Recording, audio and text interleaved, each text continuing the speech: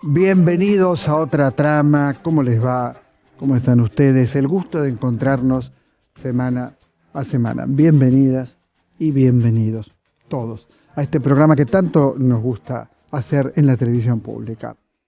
Hace unos años, varios años, podríamos decir a lo mejor 2 décadas, me llamó por teléfono una artista plástica, una mujer admirable en muchos sentidos. Su nombre, Natalia Cohen, benefactora además de artistas. Yo había conversado con ella muchas veces en la radio, después me había invitado a una muestra de patios, pintaba patios, y muy bien. Bueno, no digo que entablamos una amistad, pero sí entablamos una relación profesional y de respeto. Hoy me encuentro con este libro que quiero mostrar a cámara, de Natalia Cito. El libro es 27 noches. ¿Y por qué conté que me llamó Natalia Cohen? Porque lo que cuenta este libro de Natalia Cito, psicoanalista y escritora, es la historia de esta mujer que fue internada durante 27 días contra su propia voluntad. En esa historia participó alguien que hoy es un político, pero en realidad es un médico, un neurólogo muy conocido, que es Facundo Manes, que fue uno de los que posibilitó, junto con otra profesional que no la había tratado la paciente, ni siquiera la había visto, y que firmaron un papel para poder internarla. Bueno, si bien es una ficción con un fuerte anclaje en la realidad. A lo mejor uno podría decir es una no fiction, pero se lo vamos a preguntar a Natalia Cito, que está hoy con nosotros. Otro tema del programa. Uno se pregunta, ¿qué significa ser madre? ¿Qué es una madre? ¿Cómo debería comportarse una madre? Ya cuando digo cómo debería comportarse una madre, estoy hablando con un tono más bien moralista, más bien patriarcal, que la obra que se ofrece en Triunvirato 4444, lo sé de memoria, el recurso de amparo, dirigida por Javier Dolte.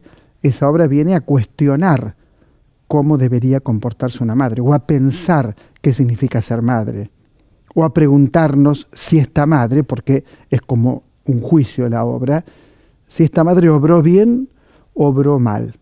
También preguntarnos si una madre puede producir, de manera indirecta, por supuesto, la muerte de una hija.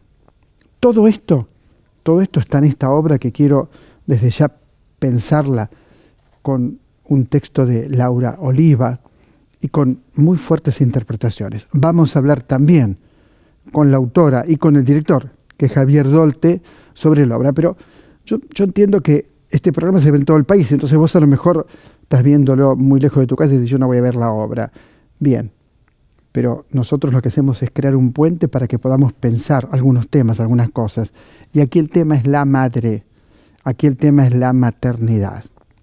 Como el tema en otra obra de teatro que te quiero brevemente mencionar, porque va a estar Rita Terranova, que es la directora, Babel Cocina. El tema es eso que Rita tiene casi, yo diría, incorporado en su propia sangre, ¿no? Que es el grotesco criollo. El grotesco criollo con mezclas de sainete, es decir, toda una historia vinculada con también Osvaldo Terranova, que es el papá de Rita. Bueno, Babel Cocina es una comedia muy divertida, yo diría que es un grotesco, menos más bien cómico, menos trágico, diría.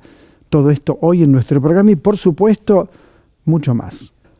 Por ejemplo, se repuso Cae la noche tropical, que nos permite ingresar en el mundo, maravilloso mundo para mí, de Manuel Puig. Allí tenemos 2 actrices notables, Leonor Manso, Ingrid Pelicori, y una historia entrañable que tiene que ver con los afectos. Una historia que ha sido dirigida por Leonor Manso y que encuentra en estas dos mujeres que están espiando y pensando y tratando de reencontrarse con las historias de su juventud, sobre todo a través de una psicóloga que en la puesta en escena del Teatro San Martín vive como vecina, muy muy cerca de ella. Por lo tanto, ellas lo pueden espiar, pueden escuchar las cosas que ella dice y van construyendo una trama. Esa trama tiene que ver con los afectos, que para mí es uno de los temas centrales de toda la literatura de Manuel Puig. Te recomiendo también que en este febrero o en marzo, por ejemplo, que a lo mejor tenés más tiempo, leas a Manuel Puig otra vez. A lo mejor vas al Teatro San Martín y sentís deseos de leer a Manuel Puig. Dicho todo esto, saludo a Natalia Cito. ¿Cómo estás, Natalia? ¿Qué tal, Osvaldo? Muchas gracias por ¿Es invitarme. no fiction? ¿Cómo? ¿Es no fiction? Esa es la pregunta del millón. Yo creo que ni yo puedo responderla. Al comienzo, cuando yo empecé a escribir el libro, la idea era publicarlo como una crónica de no ficción, digamos, con los nombres reales. Durante toda esa escritura, que fue bastante tiempo, y con esa idea de que se iba a publicar de ese modo, yo tuve que lidiar con una incomodidad, ¿no? Que es tener que ser fiel a una realidad que yo sé que nunca es tal, digamos, ¿no? Yo soy psicoanalista además y sé que la realidad es ficción. Y sobre todo cuando un hecho ya pasó hace una cantidad de años, quedan los relatos que son ficciones, ¿no? Entonces, pero bueno, durante mucho tiempo iba a ser así. Después apareció la propuesta de la editorial de Galerna de publicarla como una ficción basada en hechos reales. Y a mí eso me dio un aire que me reconcilió con mi manera de pensar, ¿no? Que tiene que ver con que, bueno, tenemos, como dice la primera frase del libro, de los hechos reales queda la ficción, que yo sé muy bien que es a lo único que podemos acceder, ¿no? Entonces, ahora, hay un hecho real que es que aparece en el primer capítulo de tu libro, que es el momento en el que creo que 7 enfermeros, más profesionales de la salud, se llevan por la fuerza. Incluso vos en tu libro barajás 2 versiones, una en la que ella acepta el tema, internada por las hijas, Natalia Cohen. Yo contaba que ella me llamó por teléfono y me contó un poco la historia, y la otra que va por la fuerza. Este es un hecho concreto, real, en una familia que tenía muchísimo, y tiene, supongo, muchísimo, pero muchísimo dinero. ¿Cómo piensa una novelista y cómo pudiste investigar esto? No lograste hablar con las hijas. Bueno, cuando digo no lograste, no es porque vos tengas la culpa de nada, sino que seguramente no te atendieron. Pero ese es el disparador de la novela. ¿Fue también el disparador para que vos puedas escribir, pensar?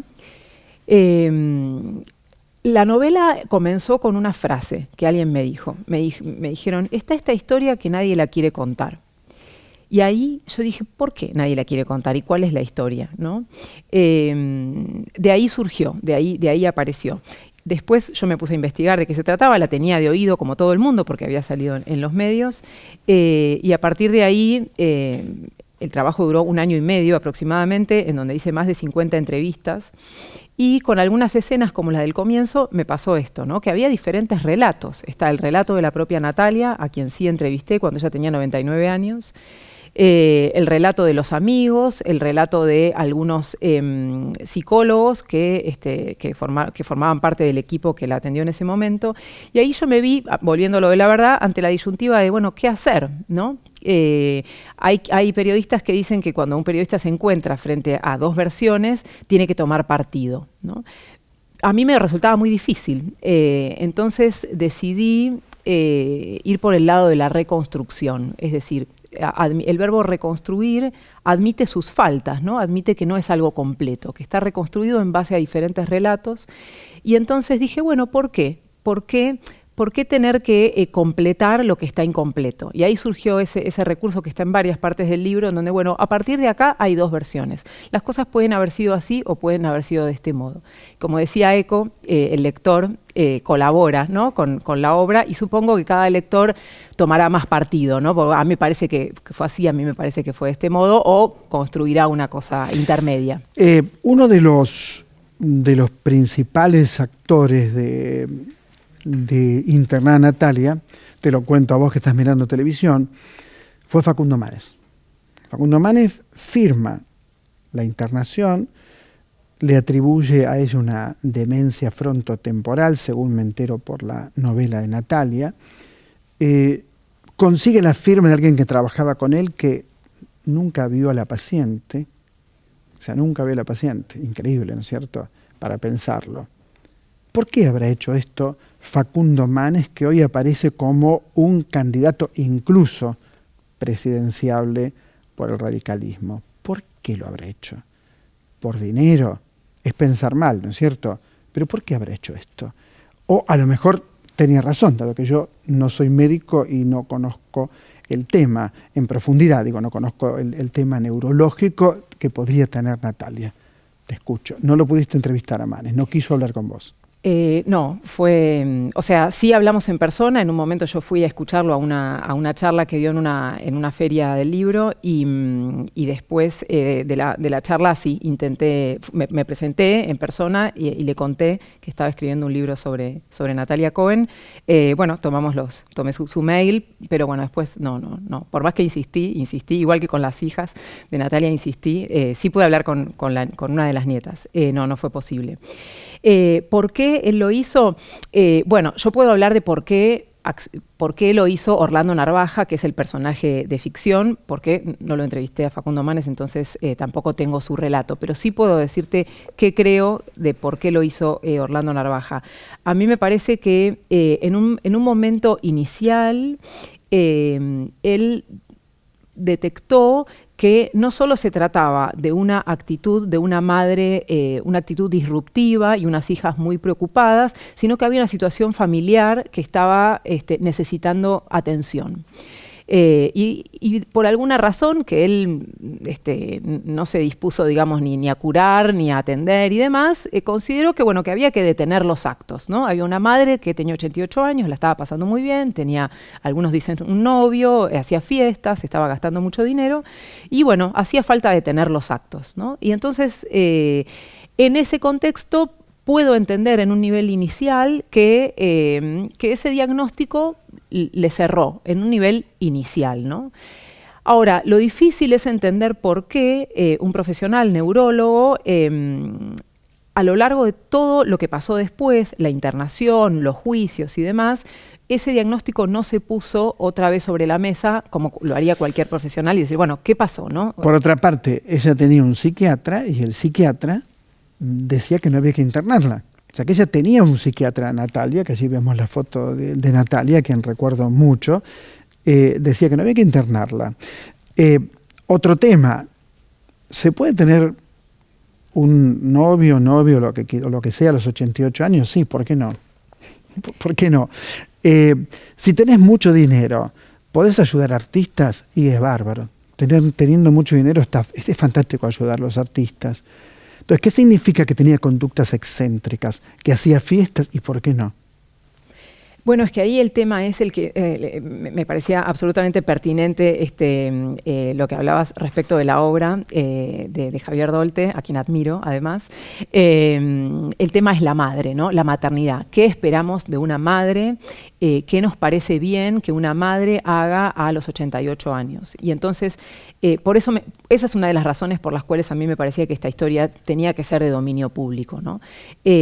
Para que nos permita pensar qué nos parece bien como sociedad y por qué en ese entonces hubo un sistema que rápidamente salió a dar las armas para detener los actos, ¿no? Porque lo que pienso también es que Orlando Narvaja, bueno, le tocó ser en algún sentido el malo de la película, el brazo armado del sistema, pero de no haber sido él, habría sido otro, ¿no? Porque no es un solo elemento, es un sistema. También en ese momento la ley permitió que la internación fuera en esos términos. Claro, en tu libro hacia el final está la nueva ley, donde esa internación no podría llevarse adelante, ¿no es cierto? Ahora, hablaste con Natalia cuando Natalia tenía 99 años. Quiero pensar, no lo sé, sinceramente, que Natalia está viva. Natalia tiene 104 años hoy, sí. Y se reconcilió, según tu novela, con la familia. Sí, alrededor de los 90, 91 años, después de 3 años de juicios, sí, tuvieron dicen, digamos, sus allegados que tuvieron una conversación con las hijas y lograron un acuerdo, pero también es cierto que eso coincide con un alejamiento de ella de sus amistades, ¿no? Muchos amigos a quienes yo he entrevistado para el libro, en ese momento, yo escribí el libro entre 2017 y 2018, hacía tiempo que no tenían contacto con ella. Es como una suerte de, bueno, me acerco, pero dejamos todo lo otro aparte. Y a los 99 años, cuando yo la entrevisté, ella tenía una lucidez preciosa, te diría. Yo, además de entrevistarla, digamos, y de escribir el libro, me quedo con un recuerdo de ella, para mí, como qué lindo tener 99 y estar así, ¿no? Ahora, te pregunto, Natalia, ¿la entrevistaste en su casa? No. Sí, en su casa. ¿En la avenida Alvear? Bueno, esa es una dirección ficticia, su casa es por ahí. Es por ahí, digamos, sí. En la zona. Es decir, que seguía viviendo en su casa. Sí, sí, sí. Y no tenía esa vigilancia que vos contás en la novela, con un señor en el palier controlando quién entra, quién sale, qué hace, qué dice, no. No, esa vigilancia duró el tiempo que duró la internación domiciliaria, porque después de las 27 noches vinieron otras tantas noches de internación domiciliaria con todo un dispositivo de control. Pero conforme ella empezó a recuperar su bienestar y dejó de tomar la medicación que le daban, y empezaron los juicios cruzados, los echó. Echó a toda esa gente de su casa y se quedó con los amigos y abogados para hacer juicios a sus hijas. Yo no conozco a las hijas de Natalia, ¿no es cierto? Pero conozco la historia, además porque la cuenta muy bien Natalia. Hay mucho dinero, mucho dinero. Uno también podría preguntarse si el motivo, por lo menos es lo que yo intuyo, ¿no? Si el motivo principal no es, voy a decir la palabra, el maldito dinero, ¿no? Es decir, ¿qué pensás vos? A mí otra de las razones para escribir la historia fue una pregunta que yo me hice en ese momento y era si el dinero puede ser una fuente de sufrimiento, ¿no? Y en qué medida puede ser una fuente de sufrimiento. Y en un punto creo que es un problema, que en un punto sí, creo que sí puede ser una fuente de sufrimiento, y creo que es un problema sin solución, ¿no? Es decir, el dinero está ahí y no cesa de estar en el caso de esta familia. Claro. Por lo tanto, no hay manera de correrse. No hay manera ¿no? En otras clases sociales está lo aspiracional, bueno, la manera de resolver el no tener el dinero es soñar que se va a tener dinero. Cuando el dinero está, seguirá estando, y no es tan fácil pensar la propia situación desde otro lugar. Y respecto, hablabas de las hijas, a mí lo que también me parece interesante, a mí me interesan las tramas familiares, en general escribo sobre eso, es que muchas de las personas amigas de Natalia, que también eran amigas en su momento de las hijas, todas esas personas hablan muy bien de las hijas. Las describen como personas sensatas, inteligentes, incluso cariñosas con su mamá, pero evidentemente hay una trama subterránea, familiar, entre madre e hija. Claro, además, ¿qué es lo sensato? Habría que discutirlo, ¿no? ¿Qué es lo sensato? Por supuesto. ¿Qué significa que alguien actúa sensatamente? ¿Cómo debería ser la vejez? ¿Cómo debería ser la juventud? ¿Cómo debería ser madre? Son cosas para pensar. Muchas gracias, Natalia. Gracias. Muchas gracias. Y a leerla, ¿no? A leer la novela 27 noches, la publicó Galerna. Esto es otra trama y enseguida regresamos. Está Javier Dolte, Laura Oliva. Hay mucho más en nuestro programa de hoy. Ya venimos.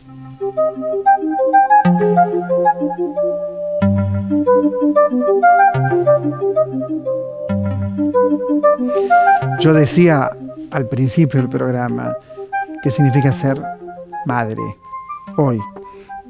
¿Qué tema el daño o no que puede una madre hacerle un hijo, una hija?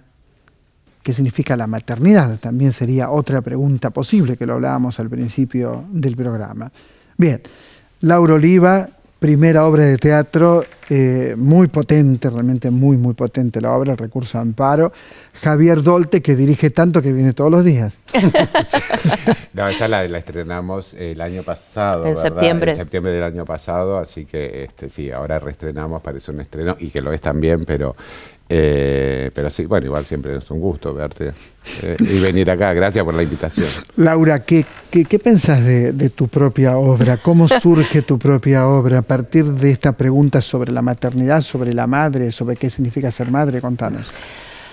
Es una temática que a mí siempre me convocó muchísimo. Es una pregunta desde siempre, que creo inclusive que en mis épocas de comediante, digo, porque bueno, ese es otro tema para mí complejo.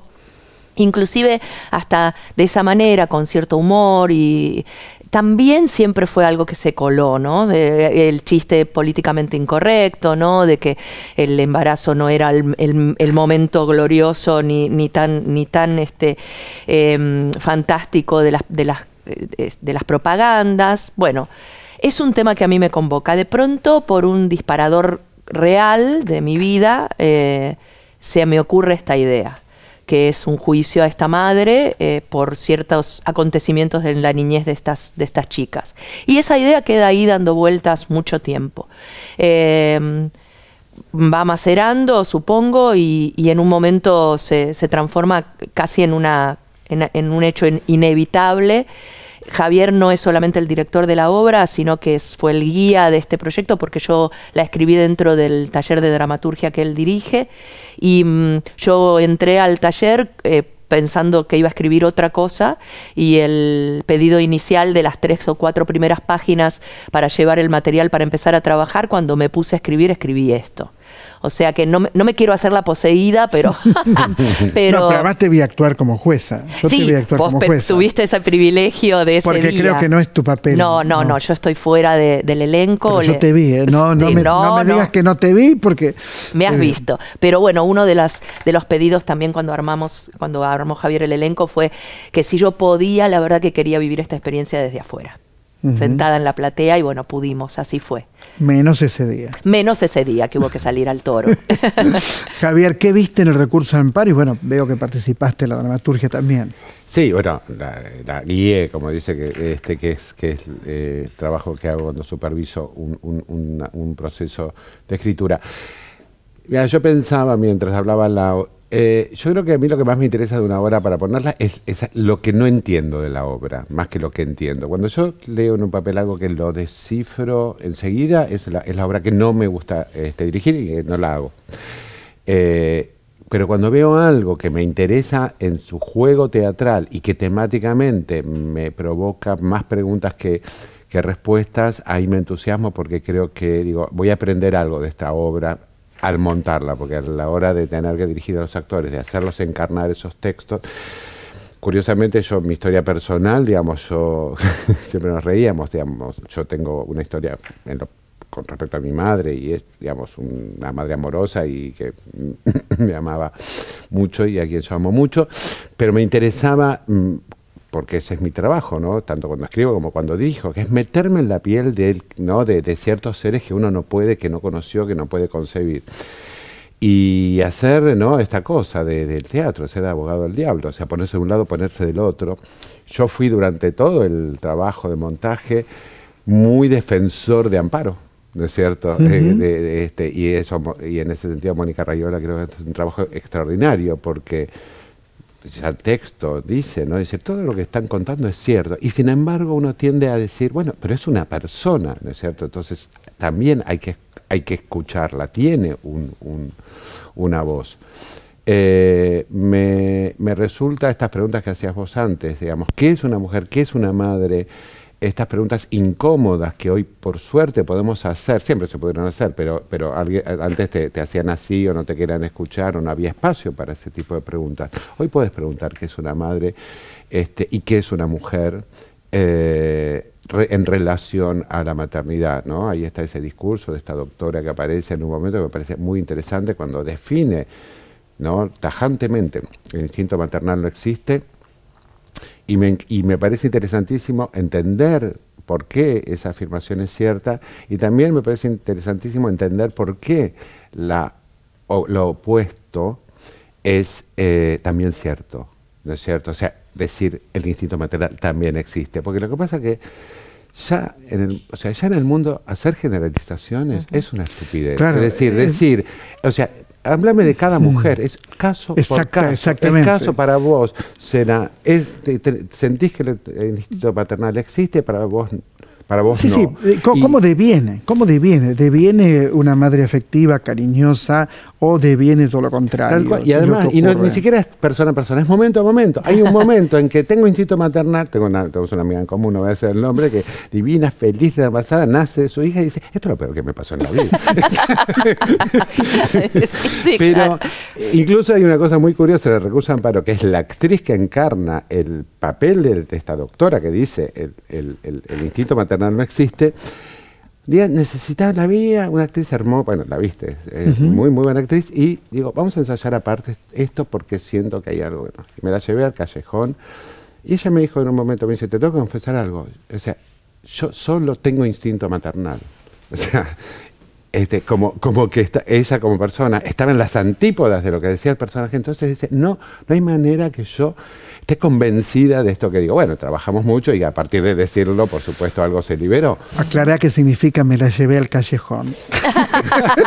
Porque si no me recuerda a García Lorca, que se la llevó al río. ¿Te acordás de ese texto de García Lorca? ¿Cómo era? La llevó al callejón. Pensando que éramos sueños. Que es el teatro del maestro El despacho Callejón, fuimos es un chiste que dice. Ensayar.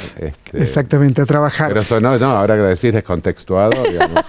Era interesante, la dejaste picando. Me la llevé al callejón, estaba bueno, ¿no? Laura, tu experiencia de actriz, ¿no? Bueno, de bastante tiempo, aunque sos muy joven, de bastante tiempo, te habrá servido mucho para construir un texto tan teatral, ¿no? Por supuesto lo que aporta el director también, pero digo, ¿te sirvió? ¿Cómo fue este pasaje de actriz a dramaturga? Yo creo que en lo que más me ayudó es yo escucho las voces dentro de mi cabeza, ¿no? Casi como patológicamente, que es un poco el trabajo que hace un actor cuando se adueña de un texto y empieza a sentir que esa letra ya no es letra, sino que le pertenece. Este es el trabajo exactamente inverso, ¿no? Al escribir uno vuelca esto y luego se lo entrega a los actores, pero en el momento de volcarlo sí hay un paralelismo con lo actoral que tiene que ver con quizá no verlos a los personajes desde afuera, sino escribirlos como si uno fuera el personaje. En ese sentido sí fue, por eso tampoco me imagino, por lo menos por ahora, escribiendo otra cosa que no sea dramaturgia, ¿no? Porque sigue siendo por más que sea en este caso fuera del escenario, sigue siendo mi lenguaje, mi manera. Yo al escribir yo misma iba entrando en la letra, la podría decir, ¿no? La letra y en los zapatos de cada personaje. Yo creo que quizá, si no a una persona que no tiene la formación actoral que yo tengo, quizá le resultaría un poco más difícil cambiar de posición, esto que decía Javier, ¿no? Tan fundamental en el teatro que es escuchar todas las voces y ver todas las posiciones, ¿no? Da la impresión que te comprometiste mucho con el tema de la madre, con el tema qué significa ser madre, con el tema de la maternidad, en qué deviene la maternidad. Mira, como diría Borges, sin ningún tipo de ánimo de compararme, Borges dice que él no escribe sobre temas, sino que los temas le son dados. Y yo siento eso, es un tema que me es dado. Yo no sé si puedo escribir sobre otra cosa. ¿El tema es la maternidad? La maternidad, el vínculo, lo que produce una madre o un padre, en este sentido no hago diferencia, en esos años fundacionales de un niño.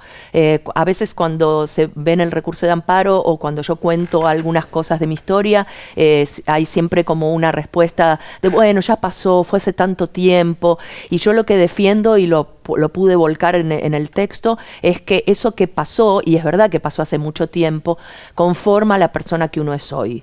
Entonces, no es que quedó en ese momento, sino que Pero eso que pasó, yo nunca pregunto nada personal, pero Sí. vos me estás llevando al decir que como que tiene algo que ver con vos la obra. Yo la definiría la obra como lo que se llama, lo que se denomina autoficción, ¿no? Siempre, Ajá. todo relato es ficción porque es, Sí, sí, no deja de ser mi manera. Cambia de lenguaje. Exacto, y también porque no deja de ser la mirada del autor sobre esa realidad. Algo que también por suerte queda claro en el recurso de amparo, porque al ser un juicio todas las voces son escuchadas y claramente todas las voces son diferentes. Entonces yo creo realmente que si estos acontecimientos fueran contados por otra persona de mi familia, se contarían de otra forma, pero sin duda tienen un basamento personal, siempre pasado, primero que nada por mi propia mirada y después como una ficción, por supuesto, tiene que ser, hay otra frase también que me encanta que es la vida para el arte está muerta, ¿no? Digamos, no importa si es mi vida o no es, claro. Hay que transformarlo en un dispositivo teatral que sea interesante y sobre todo que sea una de las primeras palabras que me dijo Javier es hay que universalizarlo, ¿no? Esto no le importa a nadie si es mi historia, no le va a importar a nadie si es mi historia. Esto tiene que ser, y esa es una de las cosas que más más satisfacción me da. Se genera una cosa de empatía, habiendo tenido una historia parecida o no habiéndola tenido, claro, como dice Javier. Claro. Javier, hay un momento en la puesta donde transformás el escenario con un baile, con una especie de delirio carnavalesco, ¿no es cierto? Que le da mucha vitalidad también al texto y al material que estás trabajando. ¿Cómo es ese pasaje y por qué? El texto ya proponía en un momento, este momento medio delirante, no en términos de un momento musical, sino en términos de casi, ¿no? Haciendo una emulación de los programas como un circo y un programa de televisión, de preguntas y respuestas, como ese tipo de cosas. Yo enseguida dije, esto va a ser un musical, lo planteé a la producción de inmediato, y lo tenía clarísimo. Me parecía que ya en la obra era un buen elemento que, como vos decís, que cambiaba el tono, que aparece en un momento muy duro, porque es después de este monólogo que hace Gloria Carrá, que está también, y es tan fuerte lo que hace. Y qué buena actriz, Gloria. Qué buena que es, además de una gran amiga. Y bueno, y entonces dije, y fue interesante porque lo íbamos trabajando con Fernando Albinarrate, que es el que compuso la música de ese tramo, y lo íbamos creando, y de pronto había cosas que cuando uno pasa lo que es el texto escrito a convertirlo en una canción, bueno, que hay que ver por las métricas, las rimas, lo que sea, y van cambiando, y en un momento que salía, ¿no? El musical todo el tiempo se desarrolla sobre un leitmotiv que es ¿no? Las patologías, ella, ¿no es cierto? Paranoica. Y es completamente, ¿no? Como mala, neurótica, obsesiva. Y al final me apareció que yo digo, ¿y si terminamos con que, o completamente santa, es decir, por las antípodas, y ahí surgió la idea de la Virgen? Que de algún modo me parece que sintetiza como en los sueños los opuestos, ¿no? Es decir, la madre es una santa. Claro, o sea, esto todo es controvertido porque estamos tirándole dardos a una imagen inmaculada e intocable como es la de la madre. Todo muy binario, ¿no? Es decir, o sos la Virgen María o sos malísima. Totalmente. Sí, o sos María Magdalena. Exactamente. Pero, y me parece que además de que genera un cambio de energía y que está muy bien, me parece que con esa imagen de la Virgen creo que va la síntesis de esto, es decir, estamos atacando a una imagen intocable, ¿no es cierto? Estamos atacando, estamos desmenuzando. Impoluta, intocable. Claro, que la madre, ¿viste? Bueno, es el tango, ¿viste? O sea, nuestra cultura, ¿viste? La madre no se la toca, la madre no sé cómo hizo para tenerme, pero mi mamá es virgen. Ni se te ocurra pensar cómo hizo para tenerte porque es una santa. Compra papel higiénico. Claro, es una santa. Para mí. Días y horarios de función. Martes 21 horas en el 25 de mayo, esa sala hermosa que queda ahí en Villa Urquiza, el Triunvirato 444. Durante febrero y marzo, los martes a las 21 horas, y después estamos pasando a Santos 4040, una sala en Chacarita muy preciosa. Maravillosa, ahí está Precoz. Así que, pero por lo pronto, pues dale con los sábados, martes a las 21 horas en el teatro, en el Centro Cultural 25 de mayo durante febrero y marzo. Muchas gracias a los dos. Por favor. Muchas gracias. Ir al teatro, este es un momento. Ustedes vieron que el programa en estos días tiene más teatro que nunca. Esto es algo personal. Yo vivo en el teatro desde los 7 años de edad. Amo el teatro, respiro mejor en el teatro, vivo mejor en el teatro. Entonces, bueno, claro, me largué con todo a ir a ver teatro y con mucho barbijo. Tengo uno N95, que es medio terrible porque te asfixia, te va matando. Pero si la obra no dura mucho, terminás vivo y disfrutando de algo que es el teatro presencial, que tenés que apoyarlo, tenés que ir, tenés que pagar la entrada. Fíjate lo que te estoy diciendo, tenés que pagar la entrada, porque los actores, los directores, los técnicos la pasaron muy mal estos 2 años, realmente muy mal. Y la ayuda del Estado fue muy escasa, muy escasa. Es necesario revertir esto, y yo creo que se está revirtiendo. Donde voy hay mucho público, y eso me alegra profundamente. Enseguida volvemos, está Rita Terranova en el estudio, y esto es Otra Trama.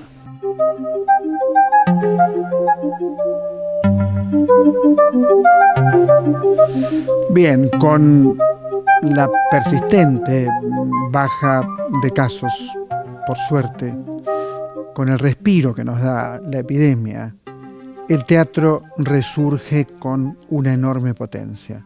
Por ejemplo, te cuento, en Sarmiento 2037, que es el teatro de Caras y Caretas, donde está Terrenal, de Mauricio Cartún, vi un espectáculo que había visto hace años, que es Otelo, termina mal. Sí, claro, termina mal porque Otelo mata desde, bueno, todos lo sabemos. Pero el trabajo de clown, la vitalidad que tienen estos actores dirigidos por Gabriel Chamé Buendía, Matías Bassi, Elvira Gómez, Nicolás Gentile, Agustín Soler, hacen un trabajo excepcional, divertido, muy divertido, un espectáculo muy divertido, muy vital, muy inteligente. Y te cuento que el creador de esto es Gabriel Chamé Buendía, y este libro es un libro del cual aprendí tanto, El latido del presente. Un libro que para la gente de teatro, para mí resulta imprescindible. Y para el que no es del teatro, descubrir el clown, descubrir el humor, descubrir cómo se construye el humor, me parece que no deberían dejar de leerlo. Lo publicó Atuel, El latido del presente. Lo invitamos a Gabriel, pero estaba de viaje, entonces ya va a venir, por supuesto que va a venir. Prometo que va a venir Gabriel Chamé Buendía. Otro tema que tiene que ver con un estreno en el Teatro Nacional Cervantes que me apasionó es una obra de Ibsen. Es la última obra de Ibsen. Rubén Schumacher, gran director de teatro, le cambia el nombre, porque el nombre es Cuando los muertos despertamos, el nombre original. Y aquí es Cuando nosotros los muertos despertamos. Y uno, a través del trabajo notable de Horacio Peña, como Rubek, de Verónica Pelaccini, como Maya, de Claudia Cantero, como Irene, lo que descubre es que la obra no tiene nada de realismo, que es otra cosa, que es una reflexión sobre lo que está vivo y lo que está muerto. ¿Y qué es lo que está vivo y lo que está muerto también en nosotros? Por eso le cambia el título Schumacher y lo llama Cuando nosotros los muertos despertamos. Si alguien cree que es una historia de infidelidad o que tiene que ver exactamente con 2 matrimonios, no tiene nada que ver con eso. Es una reflexión sobre el arte y la vida. Irene es una modelo que le dio a él la posibilidad de hacer su obra más importante, la más importante, la que lo llevó al éxito, la que lo llevó a la fama. Él se reencuentra con Irene cuando está en un lugar muy especial con Maya, que es su mujer. Ahí se reencuentra con Irene. Y al reencontrarse con Irene, uno se pregunta, ¿con quién se reencuentra? ¿Con una mujer? ¿Con un fantasma? ¿Con un recuerdo? Yo creo que toda la ficción siempre es de fantasmas. Pero no pensemos en Irene como un personaje para analizar, para pensar desde el realismo. Pensémoslo como otra cosa. Y también la vida de un cazador de osos. Y también la posibilidad de que Maya piense que un cazador de osos le va a dar algo totalmente distinto, es decir, algo que no tiene que ver con el arte. Y que él sienta allí algo, ese personaje que interpreta muy pero muy bien Horacio Peña. Están todos muy bien. Teatro Nacional Cervantes, no dejes de ir a verla. Cambio de tema y digo también, no dejes de ir a ver Babel Cocina al teatro que queda El Tinglado. El Tinglado, muy bien. ¿Viste? Laguna. Porque está el Sí. camarín al lado, el camarín de las musas y está al lado el Tinglado. Este es ¿verdad? el Tinglado. Hay dos teatros, el Tinglado. 948 Barrio Bravo. Perfecto, 948 Barrio Bravo. Perfecto. Falta decir sábados, Sábados 20 y 30. 20 y 30, que es un Ayer. muy buen horario. Sí, sí, muy buen horario. Muy buen horario. Sí, sí. Bueno, vamos por partes, A como ver. dijo Jack el Destripador. Me divertí mucho. Mm, Buenas actuaciones, algo muy dinámico, algo muy, muy vivo. mm. Y una historia, yo decía al principio del programa, Ah, mira, no te escuché. no estabas en el estudio, creo. Decías al principio, yo decía al principio del programa, Rita Terranova tiene un talento propio, absolutamente, hace mucho tiempo, propio, actriz, directora, ya eso lo sabemos. Pero yo cuando vi la obra decía, está haciendo un grotesco. En algún punto es un grotesco. Y el grotesco, lo dije hoy y lo vuelvo a repetir, lo lleva en la sangre. ¿Por qué? Bueno, no sé si sabés, pero creo que lo sabés, es la hija de Osvaldo Terranova, nada menos. Un actor admirable, pero siendo grotesco era Gardel y Lepera juntos. Sí, Esta sí. es la verdad, yo lo vi. Sin duda. Y esto tiene mucho de grotesco, ¿no? Te escucho. Sí, tiene momentos grotescos. Tiene un poco de todo, viste que eso es. Me parece que en el momento de dirigir y escribir junto a Patricia Suárez, porque la historia fue así, yo tenía muchas ganas, acá están mis actores, yo tenía muchas ganas de contar una historia social argentina, sobre una huelga. Se me ocurre la huelga de las escobas, no, bueno, había sido muy sangrienta, muy dolorosa, y habló con Patricia y Patricia trae esta historia, que es la huelga del servicio doméstico, de 1888. Que no todo el sabía, mundo no lo conoce. sabía. No, nadie No lo la sabía. conoce. Termina bien, además. Por eso no la conoce. Había que tener una libreta. Claro, el patrón tenía una libreta donde anotaba cómo era una libreta que un inspector municipal revisaba. Para el servicio doméstico y para los mozos, pasteleros, cocineros de los bares. Mira, ahí están. Te gusta ver tu puesta. Me gusta ver a mis actores que los Claro, adoro. claro. 14 son, imagínate. Sí. Bueno, Patricia trajo unas escenas.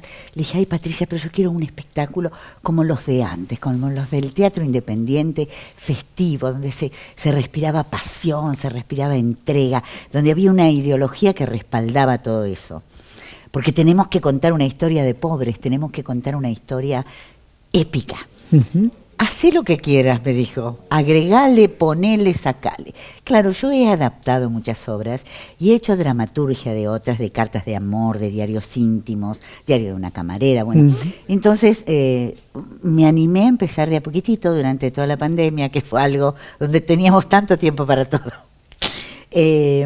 Y ahí fui armando, agregando personajes y agrandando la historia. Y lo que fueron apareciendo fueron distintos estilos teatrales. El grotesco puede estar en el personaje de Gina, la italiana, que interpreta a Claudia Carpena, divinamente, y canta Tornasorrento. Bueno, la vendedora de flores también, yo digo También. como que hay un aire de sainete, de Hay grotesco. un aire de toda esa Eso estoy cosa. diciendo. ¿Sabes que hay un aire argentino? Yo Pero espera, dirigí- contame la libreta. Sí. En la libreta, perdón, en la libreta decía si te Bueno, portabas bien, mal, todo, si tenías si trabajabas novio, mucho. si comías mucho, si todo eso. Un asco, va. Y esa libreta la tenías que presentar en otro trabajo.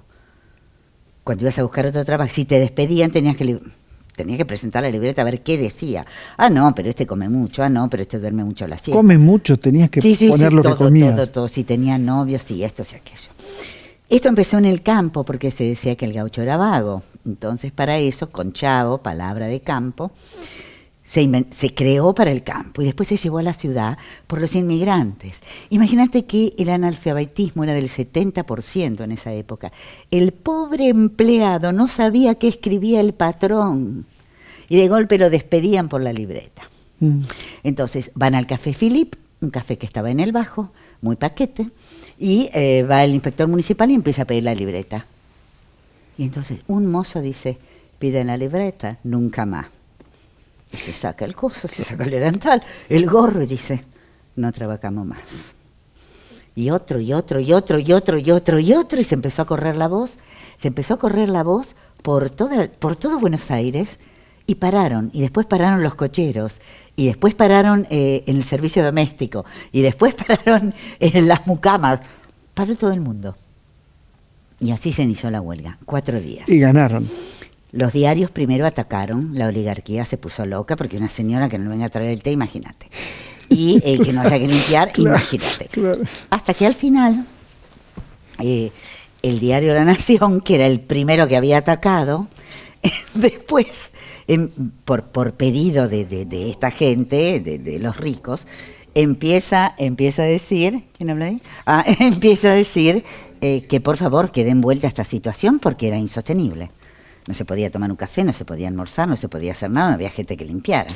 Y con esto armaron esta obra, con este Con material todos armaron estos esta obra. datos armamos esta obra. Pero lo que queríamos además era hablar del lugar del pobre, del lugar que tiene el pobre en nuestra sociedad aún hoy. Por eso hay una mendiga, por eso hay una florista, todavía hay mendigas y todavía hay floristas. Se ha organizado el tema del servicio doméstico, pero también hay inmigrantes ilegales y también hay explotación.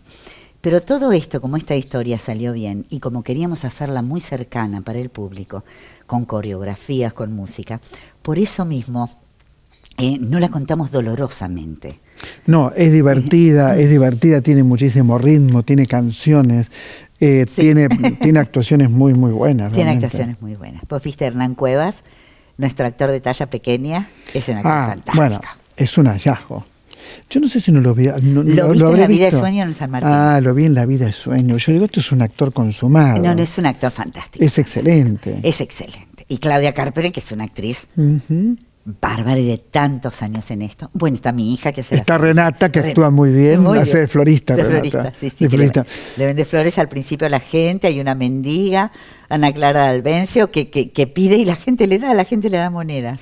Hay algo que me impactó desde la dirección, que es el ritmo que vos le imprimís. Esto es sí. algo que vos te propusiste de entrada, supongo. Sí, yo le doy mucha bolilla al ritmo de las obras en general. Cuando dirigí Otra Vuelta de Tuerca de Henry James, el ritmo era un ritmo de misterio y de esto creo que todo es música, que todas obras son como partituras musicales. En este caso quería que fuera una cosa festiva. Quería que fuera una cosa como estas obras de Brecht o de Peter Weiss, que miren lo que les venimos a contar, todo esto. Quería que Sí, fuera porque eso. hablan con el público. Hablan con el público todo Sí, el sí, tiempo. sí. Rompen la cuarta pared todo el tiempo. Acá quería que fuera así. En otros casos no. El clima era más. Porque le doy mucha bolilla a eso, porque he visto mucho plomo en el teatro desde chiquitita. ¿Qué no has O he hecho en visto el cosas teatro? ¿Qué no hiciste? que no hice? Revista. Creo Es que lo por la único. estatura. No, te digo, has hecho todo. Has hecho, Sí, he hecho todo. drama, tragedia, Todo, clásicos. Todo. Hice todo y además yo no tengo prejuicios. Yo fui la hija de Darío Vittori como 4 o 5 años haciendo gira con Vittori y aprendí lo que era verdaderamente el teatro popular. Entendí lo que era el teatro popular y entendí qué cosas le gustaba al pueblo. Porque los intelectuales, y esto lo digo con todo respeto, porque no estoy alejada de ellos, por supuesto, hablan del teatro popular, pero después no lo realizan. Pero Después el teatro popular es otra cosa. fíjate que antes de salir al aire, Sí. nos acordamos de Samuel Beckett Sí, y de Días Felices. sí, que hice hace Es decir, 3 años. Bueno, que has probado todos los estilos. Todos. Porque digo, más Sí. complejo que Días Felices debe haber pocas cosas. A mí me Sí. fascina, está claro. A mí también, Está claro. claro. Pero no es teatro popular, quizá. No, para nada, para nada. No. Por eso te digo. Porque lo que he buscado es crecer siempre y sigo buscando eso. Claro, pero apuntás a un teatro popular como Babel. Dirigiendo en este caso. No, como Babel, Sí. que es un teatro popular de calidad. El problema es que Sí. ha habido mucho teatro en la Argentina Populachero. popular. Claro. Berreta. Claro. Digo, qué mejor que ir a divertirse al teatro. Está bárbaro. Desde Y que algo Aristófanes te a llegue. Molière, pasando incluso Pero- por textos de Chekhov. Ha sido Exactamente. fantástico ir a divertirse. Y bueno, Darío Fo decía que la mejor manera es por medio del humor, es por medio de la diversión, y que es lo que más le molesta al poder. Y es esto lo que quisimos hacer. Y costó mucho que muchos jóvenes entendieran. Hay jóvenes que no, pero costó mucho porque está todo muy tergiversado ahora. Hay demasiado programa de televisión que tergiversa todo esto. Ahora, qué Demasiado impresionante el tema de la transmisión, ¿no? Qué fuerte que ha sido para vos siempre el teatro, actuar. Ah, sí. Qué cosa impresionante. Impresionante. Eso, digo, lo marcó tu papá, básicamente tu papá. Y tu mamá. Bueno, pero tu papá, todo el mundo sabe quién es, ¿no? Sí. Por ahí tu mamá también, pero quizás Pero menos. no saben, ¿cierto? mi madre fue actriz de la Comedia Nacional Uruguaya. Nada menos. Alumna de Margarita Xirgu. Bueno. ¿Sí? Y es que en mi casa no se hablaba de otra cosa que no fuera teatro. Yo creía que todos los padres de mis amigos del colegio eran actores. Que todos los chicos Claro. vivían en un teatro. Claro, y yo decía, ¿cómo no? ¿Y cómo, a qué se levanta tan temprano tu papá? Porque va a la oficina, porque mi papá es arquitecto. Decía, ¿y tu papá no viene nunca a las reuniones de padre? No, porque mi papá se despierta tarde. ¿Por qué hace funciones? ¿Funciones de qué? Me decían, no, nada. Para mí era otro mundo. Y era tan lindo que mi papá se disfrazara, que lo aplaudieran, que se pusiera ropa de conde o de cosas, que me hiciera reír. Y esto fue muy importante, que me enseñaran a vivir con humor, con alegría. Esto se los agradezco mucho, que es la manera de salvarse que tenemos los actores, que somos personas muy sensibles, la gente de teatro, claro. Muy sensibles, donde todo nos lastima mucho. Y entonces el salvataje es el humor, sin duda. Jamás pregunto nada, nunca, ¿no? Nada personal, pero bueno, está la hija. Claro. Está tu hija. ¿Y cómo es esto de trabajar con tu hija? Es bárbaro, porque es lo mismo que cuando yo trabajaba con mi papá, que trabajé aquí muchísimo en este canal que adoro. Con Renata habías hecho Roberto A, ¿no me equivoco? Sí, con Renata hicimos Prueba de Amor de Roberto Prueba A. de Amor, la de la bañadera. Sí. Que ponían el dinero Lo ahí hicimos adentro. en un cofre con un truco del mago Quique Marduk, que siempre sí. trabajo, viste que acá hago magia, Sí. donde se quemaba todo el dinero. Y también hicimos otra vuelta de tuerca, hicimos la Firecilla domada, ella hacía la O Firecilla. sea que continúa. Sí, continúa. Continúa la tradición. Continúa. Y mi nietita... No, bueno, pero tu nietita debe ser chiquita. Estudia baile. Debe ser chiquita, claro. Sí, tiene 6 años. Contame de nuevo para que la gente vaya Sí. al teatro. Sábados. Babel Cocina. 14 personajes, 14 actores, 19 personajes en escena. El Teatro El Tinglado, sábados a las 20:30. Entradas por Alternativa Teatral, pero si tenés la tarjeta de Banco Ciudad, hacen 2x1. Chivo completo. 1.000 pesos la entrada. Ganamos el premio Banco Ciudad Complejo Teatral Buenos Aires, un premio que dieron a mitad del año pasado, y nos declaró de interés cultural Cultura de la Nación. Estamos muy contentos. Es muy festivo Y trabajó mucho el amigo Guillermo Pintos, por lo que viene el programa. Por supuesto. Trabajó mucho. Muchísimo. Vi que no es el tema prensa, sino otras cosas también. Hizo prensa, hizo el diseño sonoro. Por eso, el diseño sonoro, que es muy bueno. Maravillosamente. Y toda la proyección de... Perfecto. Y el diseño gráfico. Gracias, Rita Terranova. Muchas gracias. Muchísimas gracias. Siempre es un gusto encontrarse con Rita. Y como lo dije, vuelvo a repetirlo. Anda al teatro. Es el momento que tenemos que ir al teatro, que tenemos que pagar la entrada. Lo dije, no importa, lo repito. Este es el momento ideal para impulsar el teatro, porque pasaron 2 años muy, muy duros. No importa que ya lo haya dicho, lo vuelvo a decir. Pasaron 2 años muy duros la gente de teatro, muy terribles. ¿Sabes lo que es no tener qué hacer? ¿Qué haces? A ver, ¿qué vas a actuar dónde? ¿En tu casa? ¿Para quién? Si ni a tu casa va la gente porque tenía miedo de contagiarse. Entonces, esto fue dramático y yo quiero desde los medios públicos y desde los no públicos defender esto. Decirles, señores, ojo, la pasaron muy mal, actores, directores, técnicos. Apoyemos el teatro, desde acá, desde otra trama, siempre, ¿no es cierto? Apoyar el teatro. Nos reencontramos en 7 días en la televisión pública. Por supuesto, muchas gracias por elegirnos.